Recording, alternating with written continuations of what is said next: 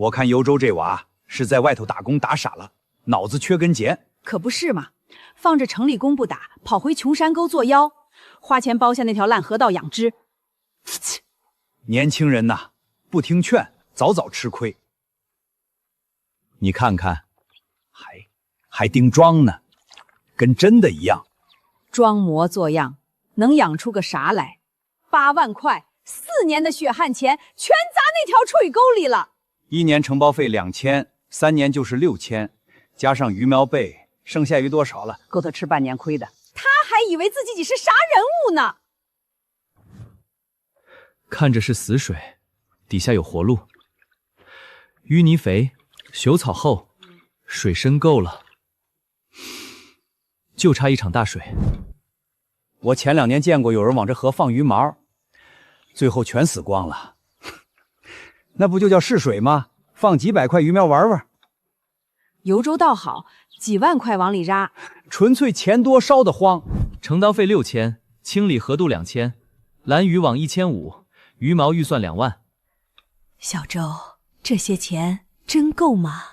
够，我算过了，还有余量置办渔船网具。儿子，爸妈没本事，帮不上大当，但钱是你自己挣的，你做主。就是，万一亏了可咋办？万一亏了可咋办？妈，不会亏，我在外头学了技术，这条河我看得明明白白。哟，周娃又去守你那宝贝河呢，别寒碜人家了，人家那叫创业，我看是创坟。笑吧，等群妻来了，看谁还笑得出。这水道堵了多少年了，难怪水流不动，上游要拦住，下游也要拦住，鱼群进来出不去，还差下游的网，明天继续。你们说这娃是不是魔怔了？每天起早贪黑，跟那条破河过不去。年轻嘛，犟如一个，碰了南墙才知道疼。等他鱼苗死光了，自然就消停了。水流开始活了，再等等，汛期很快就来。小肉，你想好了？这条河村里人都知道。村长，我想好了，签3年，3年承包费6000，一次剩4拼，你确定？确定。周娃，你真签了？承包那条破河？签了。多少钱啊？1年2000，3年6000。6000块买条臭水沟，你这是钱多没处花呀！听说了吗？游庄真把河道承包下来了，签了，真签了。6000块承包费，加上鱼苗设备，他那8万块积蓄，怕是不够造的。那个败家玩意儿！拦渔网要不要买最细最结实的？普通网拦捕不住野生大鱼。喂，张老板，上次说的那批拦渔网，我要了。小兄弟，你要这种细密铁丝网，这可不便宜，越结实越好。我要拦住汛期的野生鱼群。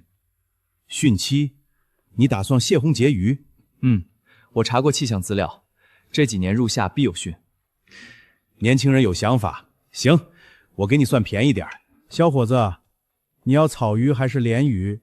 草鱼、鲢鱼、鲤鱼都要，按比例配。你会配币？一般人可不懂这个。我跟着水产老师傅学过大半年。小兄弟，你这鱼苗运回去养哪儿？通山河。那条河，那不是养不出鱼吗？还真买鱼苗了，这得花多少钱？你看那些网，那些设备，起码好几万。哼，糟蹋钱。别急，慢慢来，先适应水温，再放进去，容强量偏低，增氧机开大一点。我亲眼看见他往河里放鱼苗了，满满几大箱。那鱼苗活得了吗？那河水又臭又浑。活不了，我敢打赌，3天就翻肚皮。用不了1个月，他那些鱼苗全得死光。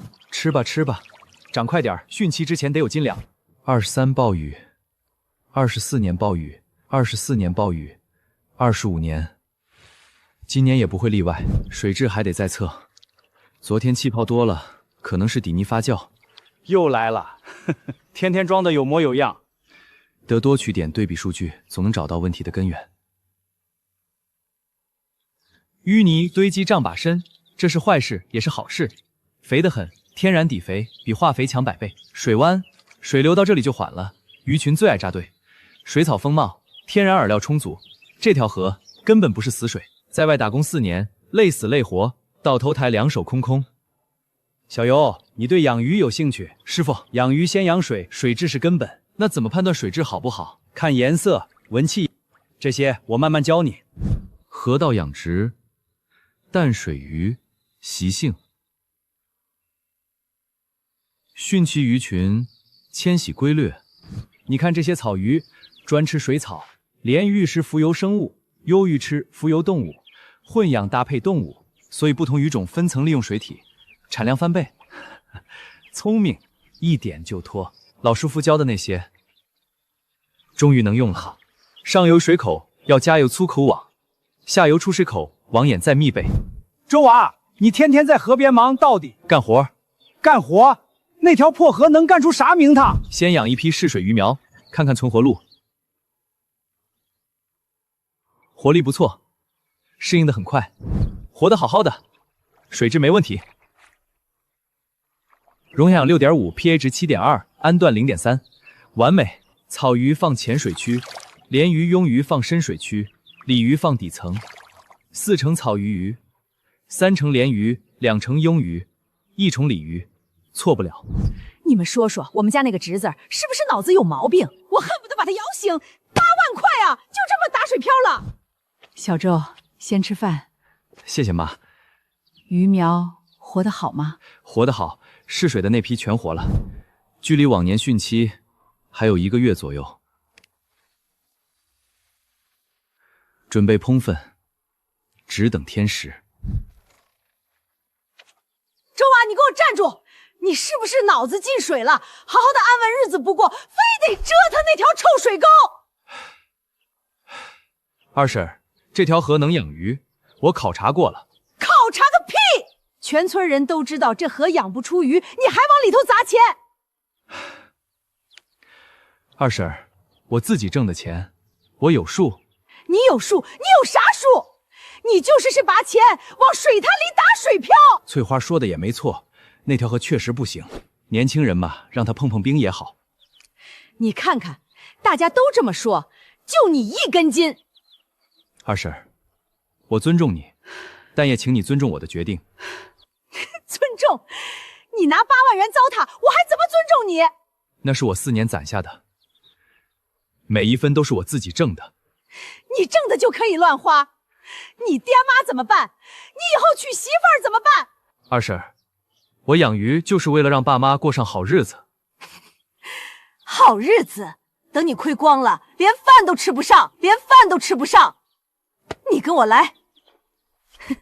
就这一沟死水，底下全是烂衲巴、臭水草。二婶，水浑不代表水差。夏天一到就发臭，连鸭子都不爱往里头钻，你还想养鱼？翠花说的对，这河真不行。之前有人试过，全赔了。听见没？大家都不看好你，你趁早手。以前是技术不行，现在不一样。技术？啥技术能这破河？科学管理、水质调控、合理配比。我看你就是被网上那些鸡汤洗篓了。小周，听二叔一句劝。二叔，把合同退了，河道还给村里，趁钱还没造完，老老实实出去打工。打工打不投，我在外头干了4年，累死累活，两手空空。那你就能在这破河里出头？这条河我必须养。咱普通庄稼人就别做那发财大梦。二叔，我不是做梦，我是认真干，我是认真干。认真干？我看你是认真真败家。我今天把话撂在这儿，你要是能在这条破河里养鱼赚到钱，我刘翠花头剁下来给你当凳子坐。翠花是不可能，翠花你这头稳得很。等着看吧。溶氧量5.8，比昨天好一点。增氧机起效了。草鱼在浅水区吃草，鲢鱼在中间层，存活率不错。网不能堵，堵了水流就不通了。哟，这不是我们家的养殖大老板吗？二婶，满身泥巴，跟个泥猴子似的，这就是你说的创业？我看你是白忙活，那条河里能养出鱼来，我把名字倒着写。周子，听说你回村养鱼了？嗯。你疯了吧？好好功夫打回去养高，你再考虑考虑，你再考虑考虑。谢了，兄弟，我不回去了。这条路，我要走到底。幽州，我问你，到底要秧到什么时候？二婶，我干活不碍着谁，不碍着谁，全村人都在背后笑话我们家。亲戚们逢人就问你家那个侄儿是不是魔怔了，我们出门都抬不起头。那是他们的看法，不是事实。啥事实？你就是听劝。小柔，我跟你说句实在话，咱村这条河10年前就有人承包过。我知道，那时候河水比现在清，结果呢，要么缺氧翻肚，要么染病死掉，亏得底朝天，前人栽跟头。你为啥非重蹈覆辙？你一个人折腾着渡口，还是保守点吧，别冒险。二叔，以前是技术部不行，现在我可懂技术，也做了防护改种，情况不一样。能当饭吃，我看你就是被鸡汤洗礼了，天天想着创业暴富。庄稼人老老实实种地打工，确实正当，但我不想一辈子给人打工。二婶，我自己挣的钱，我有支配的权利，亏了我自己扛，赚了也是我自己的本事，不用你们操心。好，你硬气，我们好心劝你，反倒都管闲事了。以后你死活都别来求我们，就算跪上门，我也不会给你拿1分钱。孩子，别怪你，他也是为你好。想通了，随时收手，还来得及。水流比昨天畅了，再挖1天，这段就能通。这些年堆积的腐烂物太多了，难怪水发臭。底层还行，有机易风势，适合水草生长。水草长势不错，等水一通了，水质会更好。这根桩不够稳，再来一锤。结实了。下游网眼要密1倍，小鱼也跑不掉。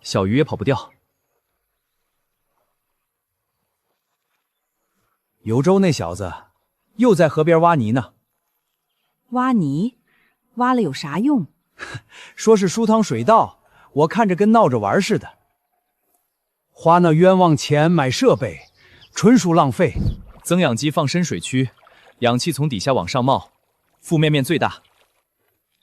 以后天天要守着，没个歇脚的地方不行。草吃草积极，鲢鱼绿食正常，长势不错。汛期前鱼苗要有半斤重，现在看来没问题。鱼苗存活率约92%，草体长增长2厘米，鲢鱼体长增长1.5厘米。蚊子比鱼还多。浅水区草鱼群稳定，深水区鲢鱼、鳙鱼也活跃。鳞片有光泽，腿色正常，没有病害。周娃儿，你那河里的鱼苗活了吗？活得好好的。真的假的？我听人说那条河养不出鱼啊。听人说不如自己看。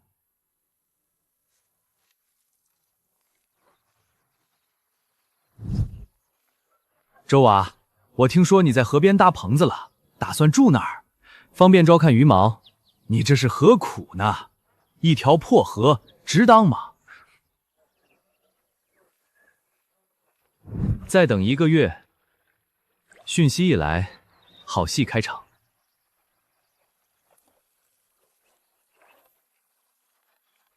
我昨儿路过河道，看见那小子又多在河边看鱼，跟看宝贝似的。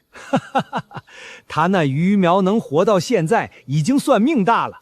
活是活着，能长多大？那河水又臭又喝，鱼能长肉才怪。我跟你们说，以前承包那条河的人，鱼儿放进去不到1个月就翻了覆皮。就是我活了40多年，从没见那条河养出过一条像样的鱼。幽州那8万块，迟早赔个精光。今天多吃点儿。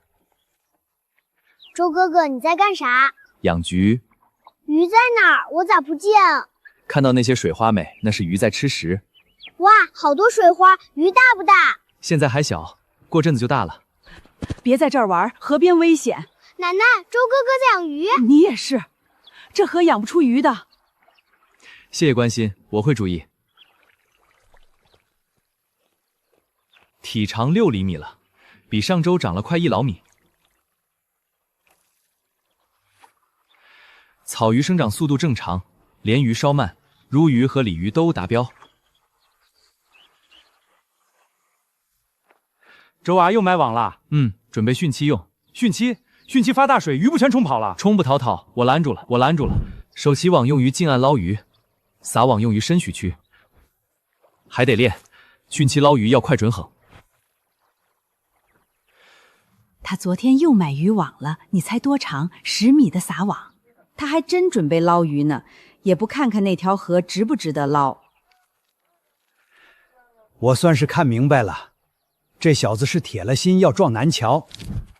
小周，吃饭。谢谢妈，你又跑一趟。整天妈不放心。鱼苗真活得好，活得好，您看。那他们能长大吗？能，妈，您就等着看好吧。你二婶又在外面说你坏话了，知道，随她说吧。你就不生气？生气有啥用？等结果出来了，她自然闭嘴。笑吧，等汛期来了，看谁还笑得出。水声比昨天大了，上游可能有雨，上游可能有雨。水位涨了2厘米，果然上有雨。开始有动静了，再等半个月。那个尤周越来越不像话，我好好劝他，他倒好，说我多管闲事。你就少说2句吧，和。少说我不管他，谁管他？他爹妈都不管。他大妈不是不管，是管不了。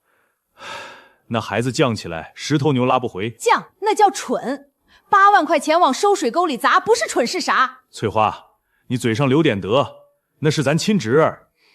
亲侄子，他把钱败光了，来找咱们借钱的时候，你可别心软。他不会来找咱借钱的。你咋知道？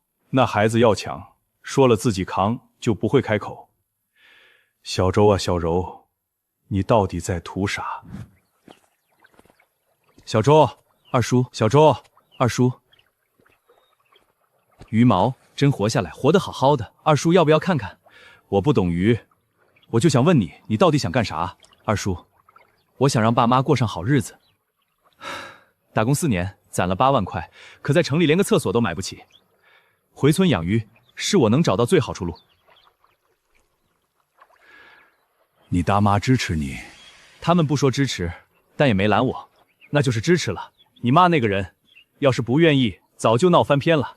二叔说的对，小周，我再说最后一句：10年前承包这条河的人叫老周，投了2万块，赔得底朝天，后来连村都不敢回。二叔，老周那时候不懂技术，没有增氧设备，水质也不测，鱼苗一放就不管了。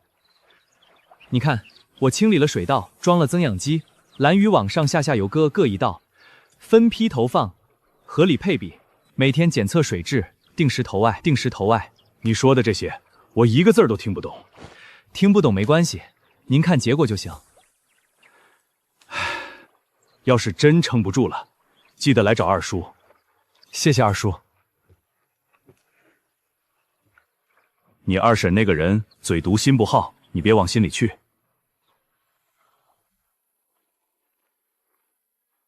你去哪儿了？又去找那犟种了？我去看了看。看啥？看他在河边犯傻。翠花，我跟你说过，少说2句。你说少说就少说，那是我亲侄儿，我看着他往火坑里跳，我能不管？你管了有用吗？他听了吗？他不听是他的事儿，我不管我的事儿。那孩子眼神不像犯傻的样子。你说啥？没说啥，睡吧。要是他真成了呢？不，要是他真成了呢？不可能，那条河谁来都白炸。今天要把中段水道全挖通，这些淤泥发酵后是上好的底肥，还有20多米没通，下午加把劲儿。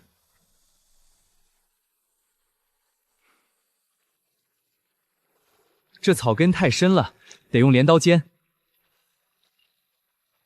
通了。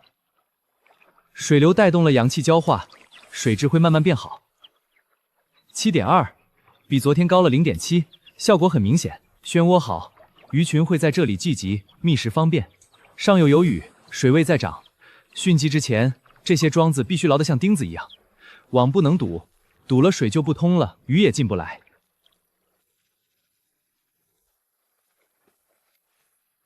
中段水道已通，水流速度提升30%，溶海量上升7%。未来一周晴转多云，上游地区下周有小到中雨。天时快到了，再过2-3周，汛期就该来了。上游在下雨，水位又涨了4厘米，溶氧量7.5，好到头。水流一通，鱼苗精神多了，快4厘米了，长度不错。汛期捞鱼，船要靠得快，走得稳，码头不挠望。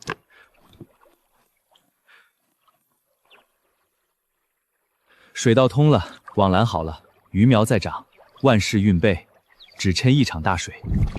小游又来了，孙叔，上批鱼苗存活率不错，我再加一批。你那河道真能养活？别人都说不行，别人说不行，不代表真不行。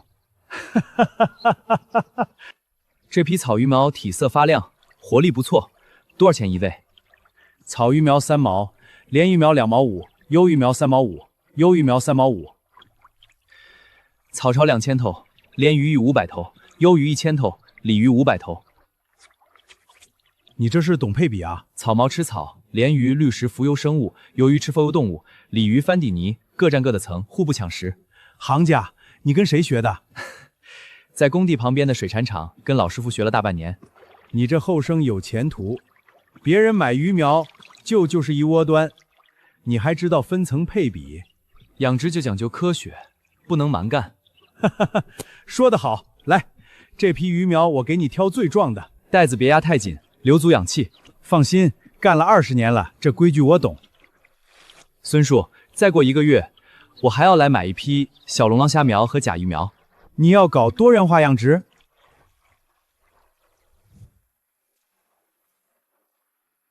小兄弟又来进货啦！张叔，我再加一台自增氧机，还有批粗粮细料。你那道规模不小啊，2台增氧机够用？够了，一台放深水区，一台放水湾处，基本覆盖全流域。行，增氧机800，粗粮饲料300，一共1100。听说青石村那个后生又在买鱼苗了，就是那个承包废河的，真不怕赔。年轻人胆子大，赔了就当交学费。别颠坏了，撑住，快到了。又买鱼苗了，这回多少？5000尾。你那8万块还剩多少？够用。哼，等你把钱花光了，看你怎么秋场。先泡10分钟，让鱼苗适应水温，不能急。去吧，好好长。上一批鱼苗已经适应了，这批应该也没问题。2台增氧机，一台深水区，一台水湾处，氧气覆盖全流域。第2批鱼苗5000头，草鱼2000，鲢鱼1500，优鱼1000，鲤鱼500，加上第1批，河道里现在有上万尾鱼苗，够了。等汛期一到，加上上游冲下来的野生鱼群，这条河就是一座金矿。第1批草鱼苗体长已经5厘米了，比预期还快。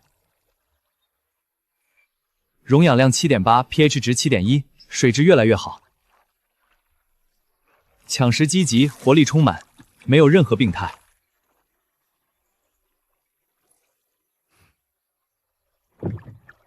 鲢鱼滤食正常，鱼喜色发亮。这批苗子质量不错，鳃丝鲜红，没有寄生虫，健康。鱼苗整体成活率94%，草鱼生长速度最快，鲢鱼次之，溜鱼和鲤鱼稳定。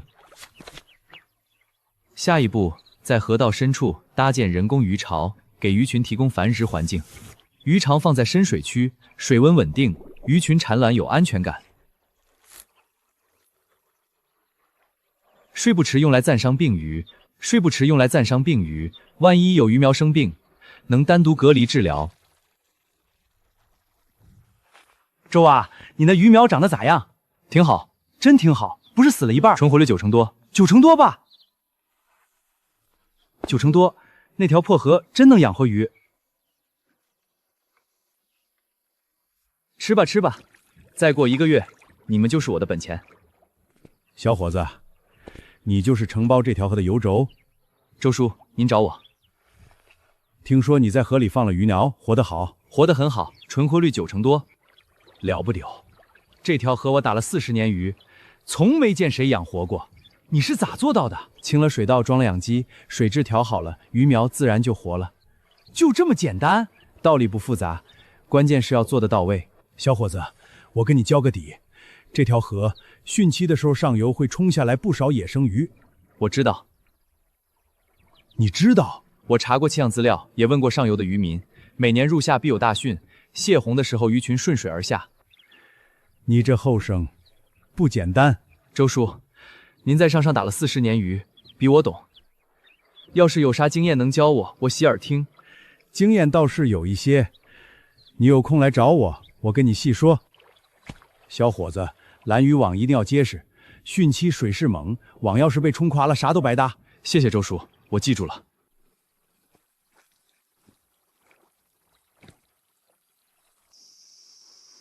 增氧机运正常，水质点积极，电量充足，渔网没有破损。表层水温24度，中层22度，底层20度，温差正常。撒网要水得圆，收网要快。不行，再来，这回差不多了。运气鱼捞鱼必须一网一个准，必须一网一个准。鱼苗混进来了，放回去。这根桩松了，必须重新打。上游水势最猛，中子必须钉到最深处。下游没问题，双道网，双保险。洪水冲地力大，多一道绳就多一层保障。汛期暴雨来得急，必须提前备好物资。鱼苗分散均匀，没有插推缺氧的迹象，长势良好。草鱼已经快半斤了，鲢鱼3两。汛期一到，加上野生鱼群，这条河就活了。拦渔网完好，增氧机正常，渔船可用，抄网已练，物资齐备。小伙子，天气预报下周有暴雨，你准备好了？准备好了，周叔。网一定要结实。那年发大水，我亲眼见过整条网被冲走的场面。我加了双道网，还有缓冲绳。就好，你比我当年想的周到。快了，再等2周。2022年7月16日，2023年7月14日，2024年7月中旬，7月5号，还有10来天。空气湿度大，上游在下雨，天要变了，水位持续上涨，上游降雨量不小，溶氧量8.0，水流加速了，氧气交换更充分，暴雨就在路上了。最后一点时间，把所有漏洞都堵上。都快几个月了，他那鱼苗还活着呢。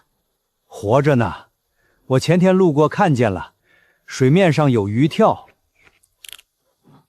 活着有啥用？能长多大？那河又臭又浑。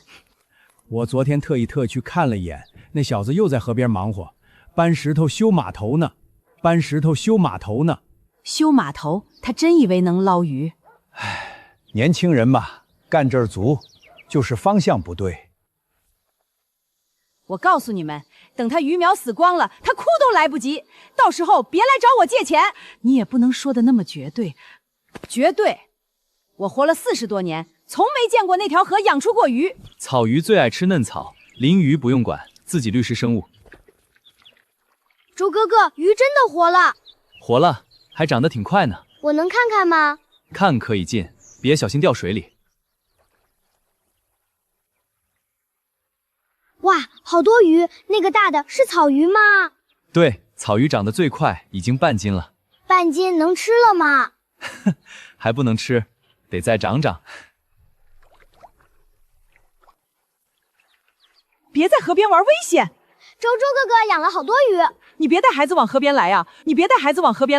出事谁负责？婶子，我没带他们来，是他们自己跑来看的。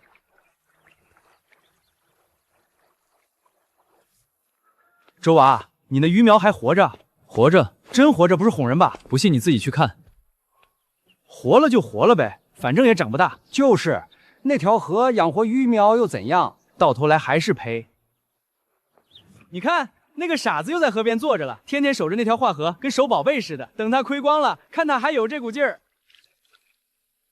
嘴长在别人脸上，管不了，但我手里的活儿能管。小周，你二婶今天又在村口说你了。妈，没事儿。他说你那鱼毛迟早死光。他爱说啥说啥，你干你的，别管旁人咋说。未来10天上游地区持续降雨，局部暴雨。快了，该来的终于要来了。网够结实，船够好用，鱼苗长得好，物资都齐了。这一次，我要让所有人闭嘴。打雷了，上游在下雨，又涨了2厘米，水位一直在升。网没问题，再坚持几天。水位持续上涨，上游持续降雨，空气湿度增大，所有指标都指向同一个结论：汛期就在眼前。上游冲东西下来了，水势在加大，水流速度明显加快了，比昨天快了1倍。天要变了，最快3、5天，最慢1周。这根桩不行，再深一点。这天气闷得人喘不过气，怕是要下大雨了。天气报说近期有强涨雨，上游水库要开闸泄洪。泄洪？那游州那条河？河水一涨，他那鱼苗不全冲跑了？冲跑了才好，让他死心。你这话说的，我说的是实话。他那个破河，洪水一来啥都剩不下，也是，那条河就算涨水，也翻不出啥风浪。小周，你这是又去加固网了？妈，天快变了，我得做好准备。下大雨的时候你别去河边了，危险。妈，我不去不行，网要是被冲垮了，之前努力全白费。儿子，爸妈没本事，帮不上大领。但你记住，不管亏赚，爸妈都不怪你。就是，实在不行，咱就当花钱买个教训。爸妈，你们放心，这场大雨不是灾难，是我机会。等运气一过，我一定让你们过上好日子。快了，水位一夜涨了10厘米，上游暴雨了。本地地区将有持续性强降雨，上游水库已做好泄准备，请注意防汛。来了，这根桩有点歪，得重新打。杂草不能留，堵住了网眼，水流不通，冲击力更大。船没问题，桨也没问题，捞鱼的时候不能出岔子，周娃，你还不收手？天要下雨了。我知道还去？河水一涨，那鱼苗全得冲走。冲不走，我拦住了。等洪水来了，看他怎么哭。小周，你这是要干啥？汛期快到了，我得去河边守着。下大雨你去河边守着，那多危险！妈，洪水一来，网要是被冲垮了，之前所有努力全白费。那你小心点儿。放心，我穿了雨衣，带了干淋裳，带着，夜里冷了喝一口。谢谢爸，注意安全，别逞强。我知道。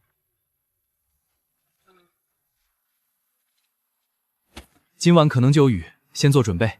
打雷了，风来了，雨就在后头。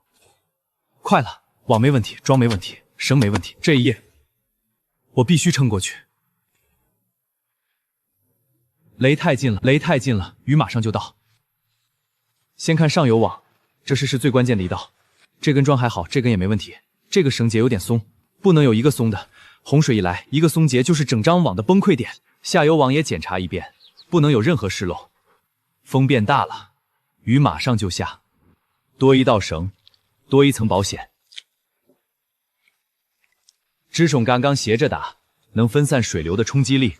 上游网承受的冲击最大，桩要最粗，绳要最牢，支撑要最多。上游网双道横绳，3根支撑杆，全部绳结牢固。下游网缓冲绳好，绳结牢固，木绑稳棍，船也得绑紧，洪水不能把船冲走。来了，从现在开始，我哪儿也不去。水位在涨，比我想的还快。杂草得清理，不然堵住网眼，冲钉力更大。再清理一下，不能让杂草积太多，稳住，一定要稳住。鱼群开始往下迁了，上游已经开始现洪。等汤终于停了，我要让所有人看看这条废河里藏着什么。月位还在涨，网承受得住吗？桩子在晃，不行，得加固。这根没问题，这根有点歪，扶正。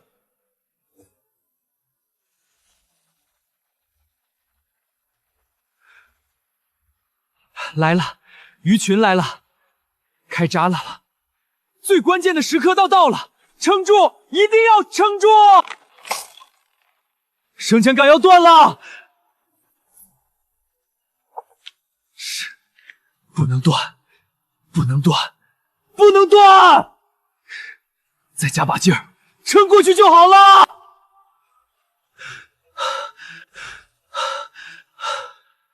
挺过去了，第一波洪峰挺过去了，还在，网还在，鱼群还增加，上游冲下来的鱼越来越多了。只要网还在，这些鱼就跑不掉。还有夜，撑到天亮就赢了。加油，不能放弃。还有多久才天亮？这雨下的真邪乎，游舟那小子还在河边呢吧？这雨要是再下一夜，他那鱼毛铁定全完蛋。别幸灾乐祸了，睡吧。我哪是幸灾乐祸，我这是陈述事实。水位又涨了，快到警戒线了。快，不能让这根桩倒了！连在一起就结实了，一根桩扛不住，两根一起扛。上游网完好，下游网完好，绳结牢固。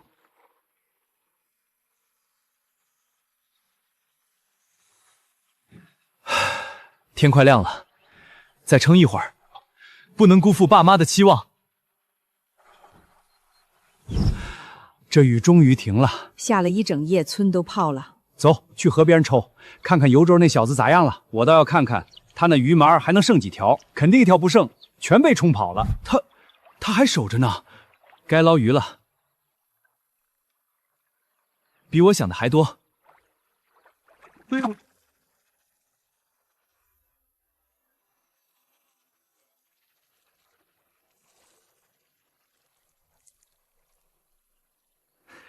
好家伙，7、8斤的野生大鲤鱼，这就是野生鱼的品质，这就是野生鱼的品质，肉质紧实，远比饲料鱼值钱。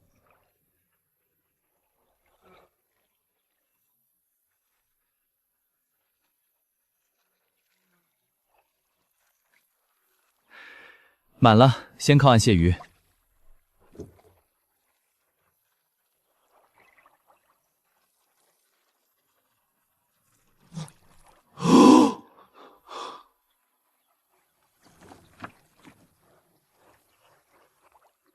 我的天，这一网最少100多斤，这也太好捞了吧！水里全是鱼，随便一撒就能捞上来。我活了大半辈子，从没见过这么好捞鱼的场面，简直跟捡钱一样。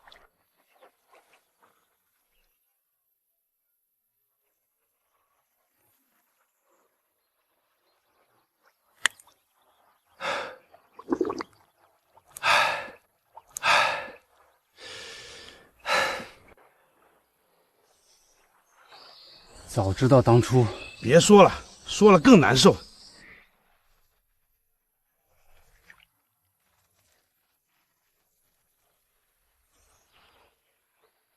昨天那场大洪水，把上游的鱼全冲下来了，全卡在这条河里了。拦渔网把他们全拦住了。不可能，不可能啊！这么多鱼，这得值多少钱？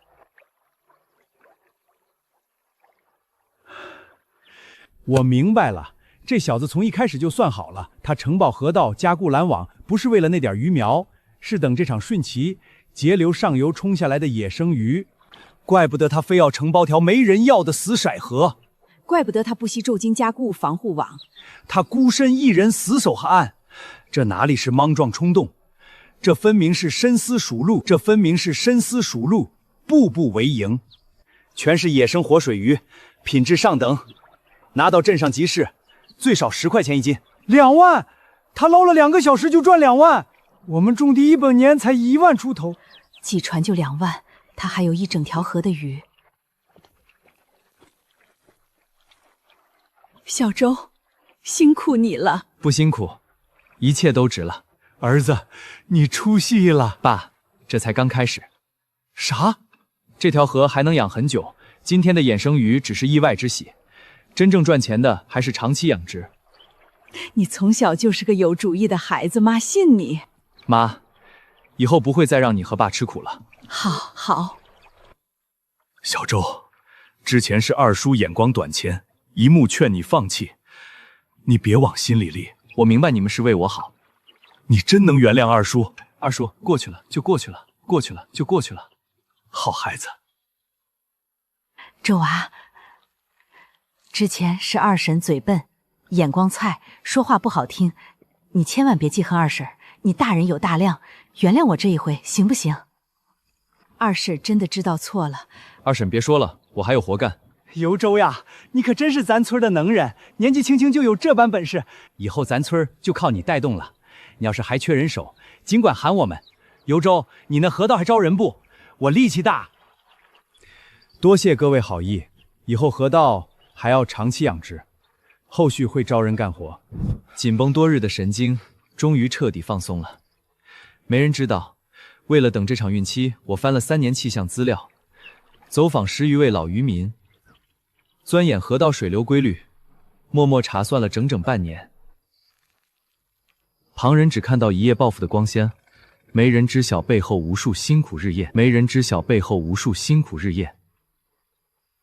但没关系，结果说明一切。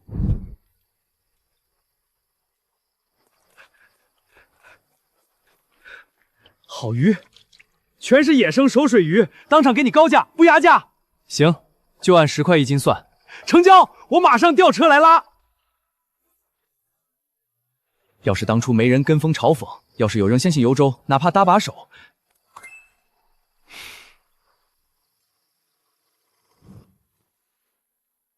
108000，我从没一次性见过这么多钱。儿子，你真的出息了。爸妈，这才刚开始，以后会更多。好，小柔，这些钱你打算怎么用？先把河道整修好，加固堤坝，换更高级的蓝渔网，再买一批新鱼囊。剩下的呢？留一部分备用金，剩下的投入扩大养殖，剩下的投入扩大养殖。全投进去，不留点傍身。妈，钱放着不会生钱，投出去才能生钱，我有把握。你做主吧，我们信你。唉。第一步，整圈河道，加固堤坝，1万5。第二步，过入新鱼挠，多元化养殖，2万。第三步，定制渔床、冷链水箱工具。第四步，联系游劳生鲜市场，签长期供货合同。一次性爆发只是运气，长久稳定盈利才是真正的本事。明天开始，还有更长的路要走。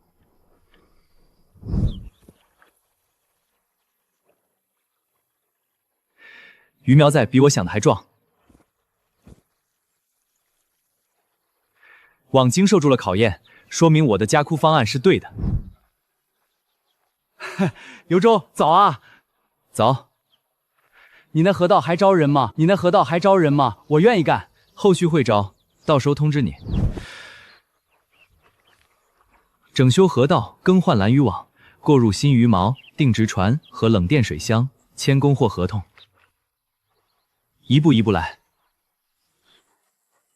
不急。尤周，我来帮忙了。谢谢。那边有几个散的木桩，帮忙扶一下。好嘞。当初我真是小瞧他了，非要去骂他、嘲讽他。现在说这些有啥用？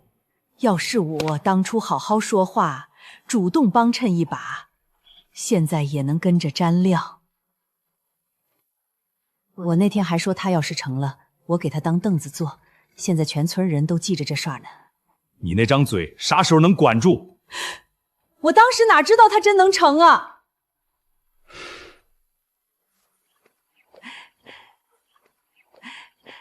周娃，二婶给你带了点水果，你忙了一天了，吃点解解渴。谢谢二婶。不用谢，你忙你的啊。二婶帮你收拾收拾工具。我本来就看好你，之前只是怕你年纪小容易吃亏，好心挺2句罢了。水质恢复了，幼苗长势比洪灾前还好，溶氧量7.5，pH 值7.0，非常好。先整修河道，加固堤壁，换高级蓝渔网，增设水质净化设备。第一步，整修河道，1万5。第二步，夸大养殖规模，雇入新鱼苗2万。第3步，定制渔船和设备1万。够了，不能把鸡蛋全放在一个篮子里。喂，是红云酒楼吗？是红云酒楼吗？我是青石湾村的养殖户，有优质野生鱼和生态养殖鱼供应。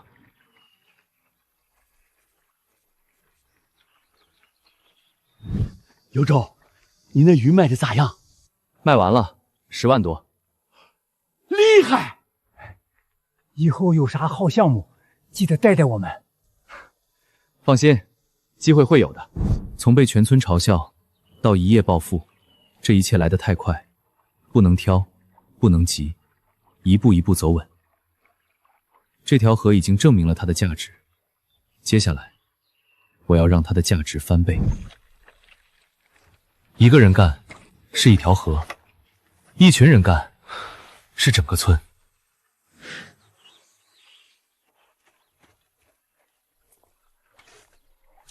这几处裂缝不补，下次运气来了就危险了。尤周，这堤壁得修多高？这堤壁得修多高？比今年最高水位再高半米，留足余量。你考虑的真长远。新网网眼更细，小鱼也跑不掉，而且材质更结实，洪水冲不断。水质是根本，水质不好，什么鱼都养不活。溶氧量 8.0，pH 值 7.2， 氨氮 0.2， 非常好。鱼巢给鱼群提供产卵环境。明年春天，鱼苗就不用买了，自家河道里就有。小龙虾放浅水区，甲鱼放深水区底层，分层养殖，互不影响。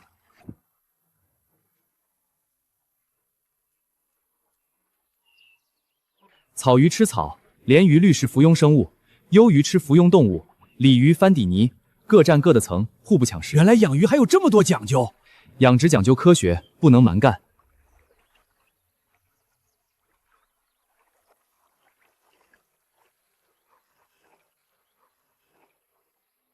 新船能装3000斤鱼，冷链水箱保鲜，分拣工具提高效率。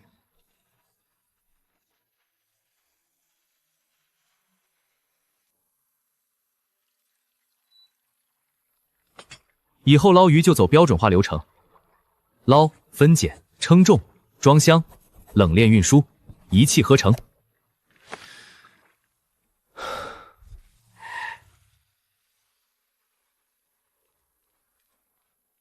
尤州是吧？听说你的鱼品质很好，野生活水鱼，保证新鲜，每周送2次。好，价格呢？批发价比市场低1块。行，签了，以后长期合作。谢谢老板，保证品质。野生鱼我有兴趣，先送一批样品试试。没问题，明天就送。每天50斤，保证新鲜，价格关到。好，就这么定了。明天早上7点前送到，您看可以吗？您看可以吗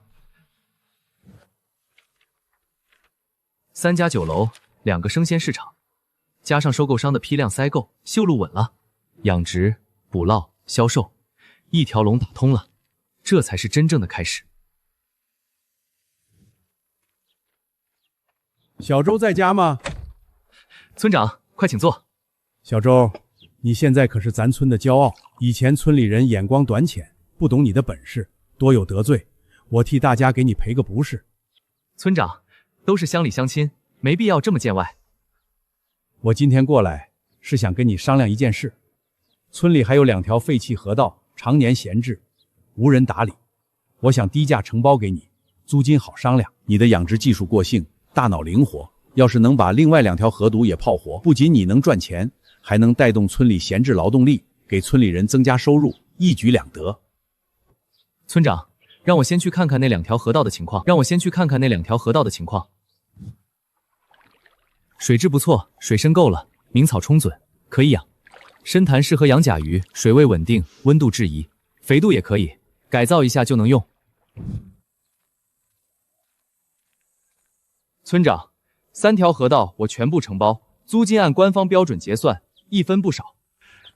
好，好小子，有格局，有担当，我果然没看错你。后续我会成立小型养殖合作社，优先聘用本村贫困户务工，带顶家一起赚钱。好，好，好，我这就回去办手续。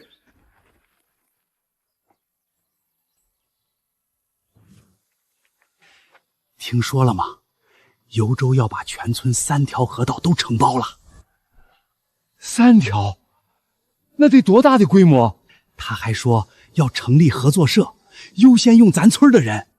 幽州要成立合作社了，幽州要成立合作社了，咱村的好日子要来了。我第一个报名，分拣杂鱼、洗鱼我都会。我力气大，步运、蒸装都行。我也要报名，我做饭好吃，给大伙管饭也行。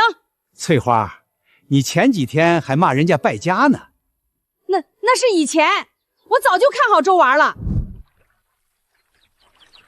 一条水道破出3道分支，孤身人慢慢聚起大火，这就是我要踏的前路。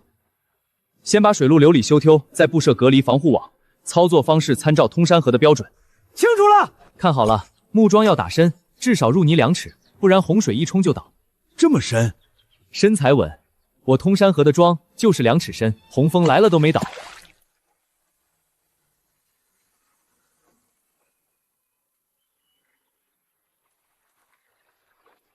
以前是我一个人干，现在有人帮忙了，感觉不一样了。好日子还在后头。小周，合作社的名字你想好了吗？就叫青石湾生态养殖合作社。好名字，生态养殖有品位。村长，这是合作社的章程，您过目。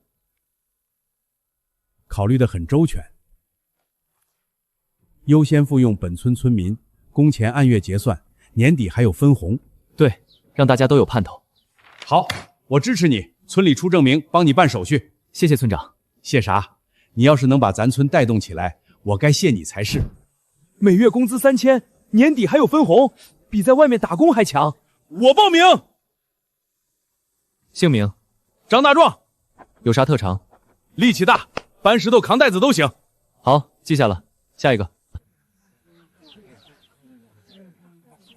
周娃，我也报名。二婶，你想干啥活？分拣敌鱼、洗鱼、做饭都行，我手脚麻利。行，你负责后勤，给大家做饭。太好了，周娃，你放心，二婶一定好好干。大家注意安全，水里干活穿好防水裤。好。网要拉紧，不能有褶皱，褶皱的地方鱼容易钻出去。尤老板，这样行吗？再拉紧一点。好，就是这个力度。这个仪器叫溶氧银，把它放进水里，等30秒看读数，低于5就要开增氧机。尤老板，你懂得真多。都是学来的，你们跟着干，慢慢也会懂。深潭清干净了才能养甲鱼，甲鱼对水质要求高。尤老板，甲鱼值钱吗？甲鱼1斤能卖5、60块，比普通鱼值钱多了。那可得好好养。1条河变3条河，比我想的还顺利。从今天开始，3条河道全部进入正式养殖阶段。通山河养长鲑鱼，第2条河养特色鱼，第3条河养甲菊和小龙虾，各负其责。有问题随时找我。明白。人多了，力量大了，以后不用我一个人扛了。青石湾的好日子就要来了。大伙儿歇一歇，吃饭啦。翠花婶儿，你做的饭真香。那是，我做饭的手艺10里8乡都有名。以前咋没见你这么勤快？以前是以前嘛。周娃，多吃点儿，你整天操心这操心那儿，瘦了1圈了。谢谢二婶。谢啥？你是我侄子，我不心疼你谁心疼你？翠花婶前几天还骂尤老板败家呢。嘘，别提了，人家现在不是改了吗？今天干得咋样？忙了一天，腿都站肿了。那你还不歇着？歇啥？明天还得去呢。周娃信任我，让我管后勤，我不能掉帘子。你现在对周娃比亲儿子还上心。我以前是对他不好，现在能帮就多帮点，心里踏实。你总算开窍了。晚了点儿，但不算太晚。大伙儿尝尝我自家腌的咸菜，下饭。翠花婶儿，你太客气了。客气啥？你们帮我侄子干活，就是帮我家的忙。二婶，你别太累了，有些活让别人干。我不累，我闲着也是闲着，来帮忙心里高兴。翠花，又去给幽州帮忙了？我侄子的合作社，我当然要出力。你之前可不是这么说的。我之前是眼光差，说错了话。但我侄儿大度不见脚，我现在好好干，报答他。翠花婶也是真星星。那是，错就错了，改就是了。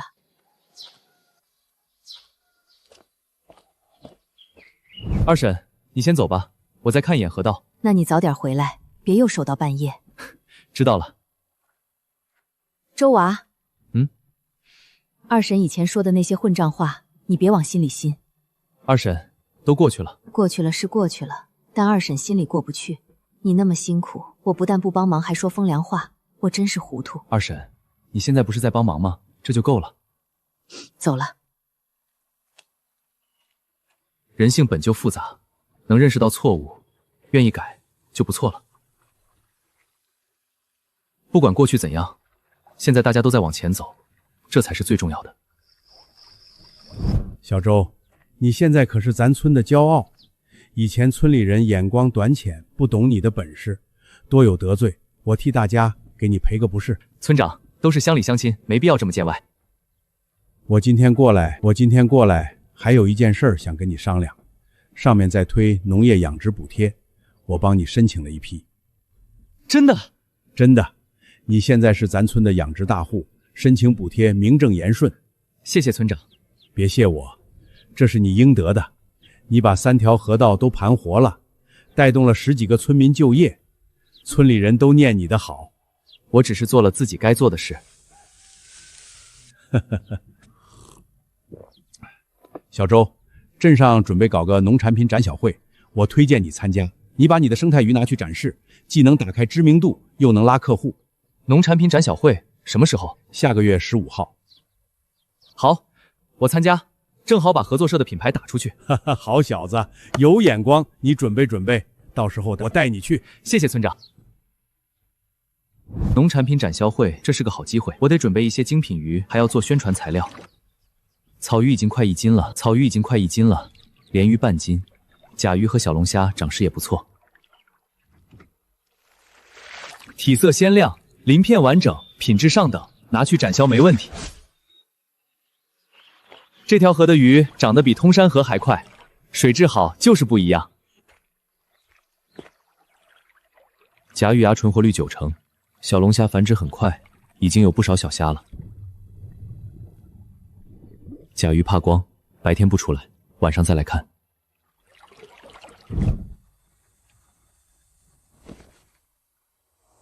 通山河常规鱼长势是良好，第2条河特色鱼品质上正，第3条河甲颖和小龙虾存活率高。青石湾生态养殖合作社，野生鱼、生态鱼、特色鱼、甲鱼、小龙虾，品质保证，价格公道。展销会是个窗口，如果能签下几个大厂户，合作社的生意就更稳了。妈，下个月我要去镇上参加展销会。展销会那是好事儿啊。村长推荐的，把咱的鱼拿去展示，拉客户。你准备的咋样了？资料都准备好了，到时候带几箱精品鱼过去。注意安全，路上小心。放心，这次展销会一定要把青石湾的名号打出去。一步一步来，从1条废河到3条河，从1个人到1群人，青石湾的好日子才刚开始。先清理垃圾，再输水道，跟通山河一样的流程。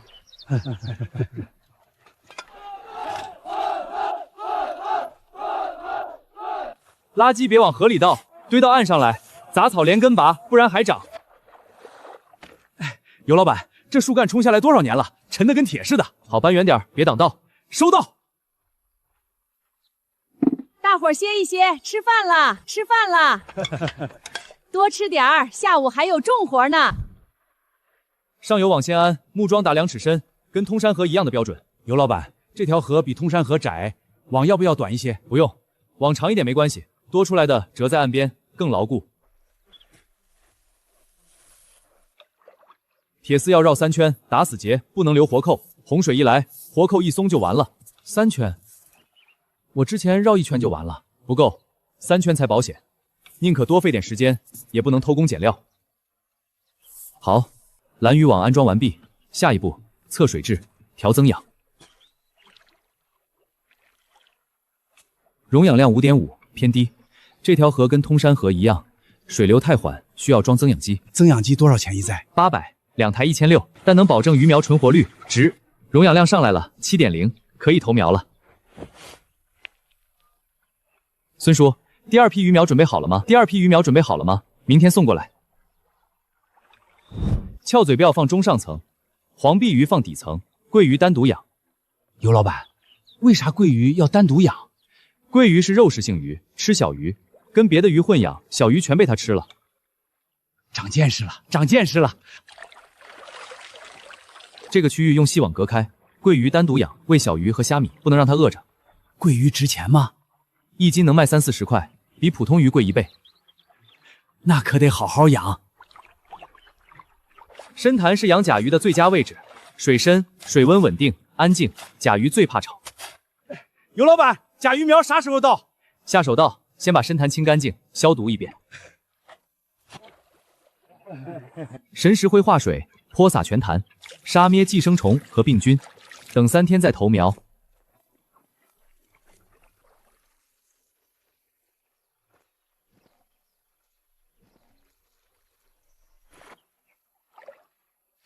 小龙虾喜欢水草，放这里最合适，注意别让虾跑。防逃网，岸边加一圈还会跑。小龙虾会打洞，会爬，不拦住，一夜能跑光。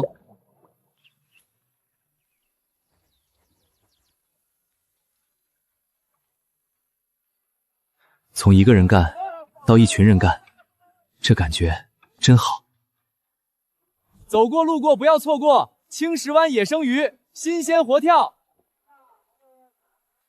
这是野生鱼？对，野生活水鱼，品质保证。您看这体色，这鳞片跟调料鱼完全不一样。怎么卖？草鱼10块，鲤鱼12，鲢鱼8块，甲鱼60，小龙虾25。不错，我先买几条尝尝，好吃的话以后长期要。您是开酒楼的？对，镇上最大的海鲜酒楼海丰楼。你是青石湾的，听说你承包了3条河道。对，青石湾生态养殖合作社，我是负责人。行，你明天先送一批样品到酒楼，我们试试品质，没问题。你们的甲鱼有多少产量？目前甲鱼还在养殖阶段，预计明年出产。现在有样品，您先看看。品质不错，明年出产了联系我。您好，青石湾生态养殖合作社，这是我的名片，有需要随时联系。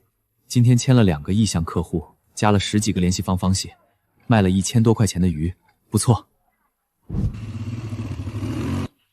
今天的收获比预想的好，海丰楼是大客户，如果能签下来，合作社的生意就稳了。今天展销会签了2个意向样客户，还有一个大酒楼对我们感兴趣。尤老板，那咱们的鱼不愁卖了？还得继续努力，样品送过去，品质一定要过关。小人儿，今天卖了多少鱼？1000多块。不过更重要的是，签了几个意向客户，以后能长期供货。好好干，爸妈支持你。海丰楼的老板很感兴趣，明天送样品过去，一定要把品质做到最好。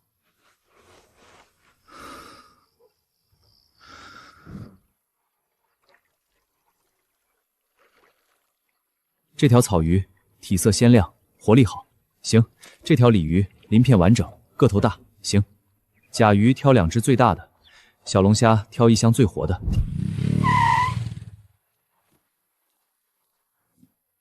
好鱼，新鲜活跳，品质一流。老板，我们的鱼都是当天捕捞，冷链运输，保证新鲜。好，合同我签了，以后每周送300斤。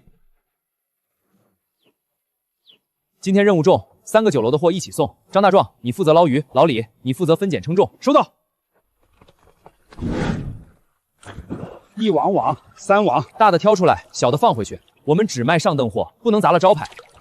草鱼120斤，鲤鱼80斤，鲢鱼50斤。这批够鸿运楼的了，向下一批。温度调到4度，保鲜效果最好。装车的时候轻拿轻盛，别把鱼碰伤了。尤老板，你放心，好鱼，新鲜活跳，品质一流。尤老板，你这越来越好了。谢谢大夫夸奖，以后会更好。尤老板，你送的甲鱼太好了，客人吃了都说好。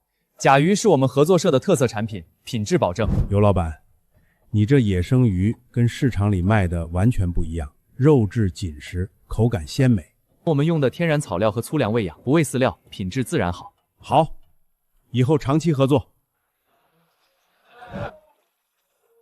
尤老板，尤老板，今天的小龙虾特别抢手，半小时就卖完了。小龙虾繁殖的独快，以后供应量会增加。太好了，顾客都问呢，说咱们这小龙虾个头大，肉质紧，比别处的好。3个酒楼加上2个市场，今天出货700斤，收入7000多。1个月下来，光固定客户就能出2万斤鱼，收入20万左右。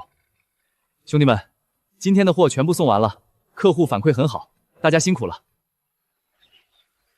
按照现在的势头，年底没人都能拿到分红，但前提是品质不能降。明白。好，明天加餐。刘婶儿，今天晚饭加个菜，犒劳一下大伙儿。加菜是吧？我炖个鱼汤，再炒个小龙虾。翠花婶儿用尤老板的鱼做饭，这叫自产自销。那当然，咱自己的鱼新鲜着呢。翠花婶做的鱼汤绝了。那是用新鲜野生鱼做的，能不鲜吗？能不鲜吗？从一个人守着一条废河，到现在一群人围着3条河吃饭，这条路走对了。合作社走上正轨了，但路还长，不能松死。死鱼，怎么回事？腮丝发白，表皮有红斑，这是细菌感染的症状。氨酸0.8超标了，正常应该在0.5以下。氨酸超标会导致鱼类中毒，必须立刻处理。周叔，我这边氨酸超标了，鱼开始出问题，您能给看看吗？我马上过来。氨酸超标，细菌感染，跟你说，多半是投喂过量、残饵发酵导致的。投喂过量？你最近是不是加了投喂量？最近出货量大，想让鱼长得快一点，确实多喂了一些。投喂量要根据鱼的吃食情况来定，吃不完的籽料在水里发酵，氨氮就上来了。是我心急了，先换水稀释，再用 EM 菌调节水质，几天就能恢复。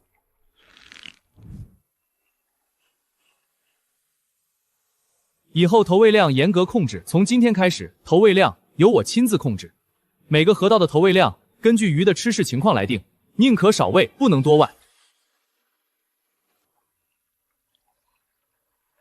尤老板，是不是因为出货量大，你想让鱼长得快点？是，但养殖要讲究科学，心急吃不了热豆腐。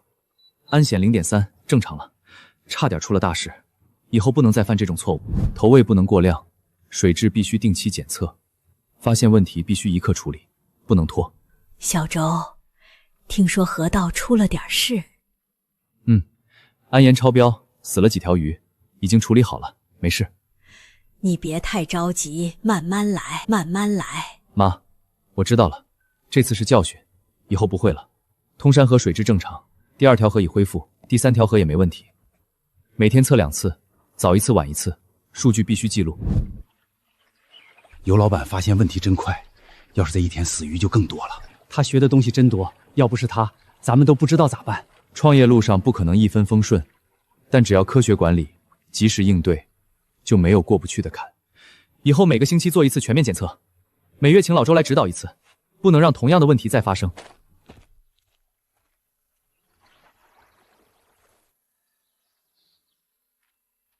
小周，二叔，你找我有事？没事，就是来看看。3条河都弄好了？都在养了。通山河养长鲑鱼，第2条河养特色鱼，第3条河养甲和小龙虾。甲鱼那玩意儿值钱吧？1斤60，比普通鱼贵好几倍。你爸妈有你这样的儿子，有福气。二叔有福气。二叔，你也有我这样的侄子，也不差。你这孩子嘴越来越甜了。不是我嘴甜，是实话。好孩子，二叔为你骄傲。我在这条河边住了大半辈子，从来不知道这河还能养出鱼来。二叔，这河一直都能养鱼，只是以前没人用对方法。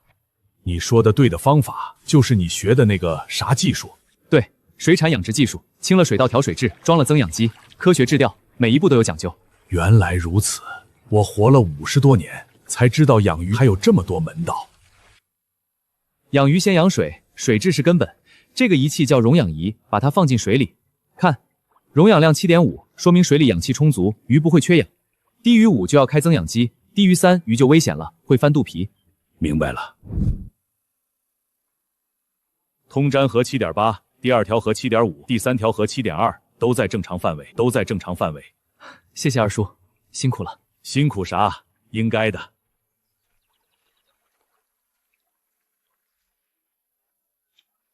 尤老板，这一网至少200斤。好，分拣装箱，今天要送3家酒楼。这些翘嘴鳔长得真快，比上个月又大了不少。再养1个月就能上市了，已经有2个客户在问。溶氧量7.6，水温22度正常。二叔辛苦了。辛苦啥？我现在可是持证上线技术员。大伙儿歇一歇，喝碗鱼汤再干。翠花婶儿，你煮的鱼汤真好喝。那当然，咱自己的鱼新鲜着呢。妈，这些鱼干是给谁留的？隔壁赵婶家想买10斤，我帮她晒的。村里人现在都抢着买咱家的鱼，供不应求。爸，合作社这个月营业额破了8万。8万？3条河道都在出鱼，加上小龙虾，收入比上个月翻了1番。小周，妈真没想到，你真能成。好啊！油州的合作社又招人了，1个月3500。我媳妇儿已经报名了，在河道边帮忙分拣鱼。谁能想到呢？那条破河真能养出鱼来。翠花，你当初不是说他败家吗？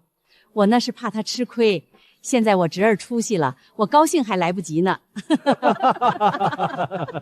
1年前，我在这里盯目光，全村人笑话我。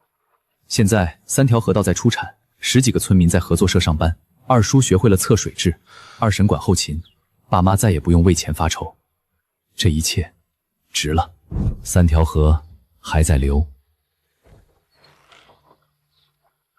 小周，吃饭了。来了。青石湾的好日子才刚开始。